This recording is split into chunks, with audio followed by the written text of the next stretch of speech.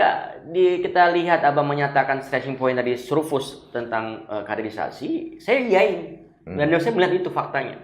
Nah sekarang kan apakah seorang ketua melihat sebagai bentuk moralitas, ya, sebagai bentuk kebijaksanaan, ya, melihat ini menjadi satu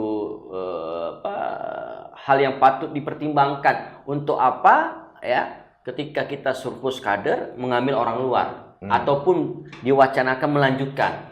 Nggak baik juga dalam lingkungan partai, ya, tidak ada penyegaran proses kaderisasi. Nah ini saya pernah berdebat dengan salah satu ketua di kabupaten kota, ya. Saya bilang sama berdebat dengan salah satu ketua kabupaten kota, ya. Makna dalam editorial yang ditulis oleh salah satu media, ya, saya menegaskan bahwa krisis kader itu maknanya bukan pada orangnya, Bang. Tapi perspektifnya. Bahwa